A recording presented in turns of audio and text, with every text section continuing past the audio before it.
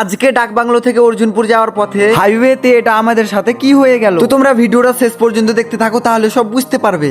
So hello everyone, আমি খাবির। তোমরা সবাই কেমন আছো? আশা করি অনেক ভালো আছো। আজকে আবারও চলে আসলাম অর্জুনপুর তোফাপুরের মসজিদে। তো তোমরা তো জানো আমি একটা চ্যালেঞ্জ করেছিলাম, যে চ্যালেঞ্জটা হচ্ছে আমার 50 দিনে 50টা ব্লগ আপলোড করে আমার 8000 থেকে 15000 ফলোয়ার্স কমপ্লিট করার চ্যালেঞ্জ করেছিলাম। আর আজকে হচ্ছে তার 14 নম্বর ব্লগ। তো তোমরা ব্লগটা শেষ পর্যন্ত দেখতে থাকো। তো প্রত্যেক দিনকার মতো আমরা সাইডে এসে ড্রেস চেঞ্জ করে নিয়েছিলাম, আর জাহাঙ্গীরের দিকে অল্পট্টি গুলতে লেগেছিল। তো তোমরা কালকের ব্লগে দেখেছিলে যে 2 কোট মারতে এই খাটালটাই শুধু বাকি ছিল, আর এই বাহির দিকটা তো 1 কোট মারা আছে। তো আজকে আমরা সব 2 কোট মেরে দিব। তো সকাল সকাল এসে আমরা ওই ভিতরের খাটালটা মারতে লেগেছিলাম। তারপর আমার চোখ যায় হেড মিস্ত্রির ওপরে। চোখ কানা হয়ে যায়, তবুও কাজ থামানো যাবে না, কারণ আর 2 দিনের মধ্যে কাজটা সারতেই হবে। আর এদিকে দেখি ছোট চা নিয়ে বাইরে দাঁড়িয়ে আছে। তারপর আমরা সবাই মিলে চা খেয়ে আবার কাজে লেগে পড়লাম। তো ভিতরের দিকটা আমাদের 2 কোট অল্পট্টি মারা হয়ে যায়, আর ওরা বাইরের দিকের দেওয়ালগুলা শুধু 2 কোট মেরেছিল, আর সিলিং গুলো বাকি ছিল। তাই আমরা সিলিং গুলো 2 কোট অল্পট্টি মারতে লাগলাম। আর এদিকে হেড মিস্ত্রি আমাকে ডেকে বলছে দেওয়ালের ফুটোগুলো প্যারিস দিয়ে বন্ধ করে দাও। তারপর আমি একটু একটু করে ওই জায়গাটাকে প্যারিস দিয়ে জাম করে দিলাম। তো আমরা দুপুরের খাবার খেয়ে একটু রেস্ট নিয়ে আবার কাজে লেগে পড়লাম। আর আমরা কিন্তু ভিতর সাইডে ফিনিশিং অল্পট্টি মারতে লেগেছিলাম। আর এদিকে হেড মিস্ত্রি বলছিল অল্পট্টি ফিনিশিং এর কাজ আজকে কিছুটা আগিয়ে রাখো, যে কালকে অল্পট্টি ফিনিশিং মারতে লেট না হয়ে যায়। হেড মিস্ত্রি বলছে পুরো মসজিদটা অল্পট্টি ফিনিশিং মেরে ছুটি হয়ে যাবে, তাই আমরা কিছুটা কাজ আগিয়ে রাখলাম। তো আজকের মতো কাজটা কিন্তু আমাদের এখানেই শেষ হয়ে যায়। তারপর পুরো মসজিদটা পরিষ্কার করে আমরা বেরিয়ে আসি। তো ভিডিওটা কেমন হয়েছে একটু কমেন্ট করে জানিও, আর যারা এখনো ফলো করেনি তারা ফলো করে নিও। তো আজকের মতো এই পর্যন্তই, দেখা হচ্ছে পরবর্তী ব্লগে।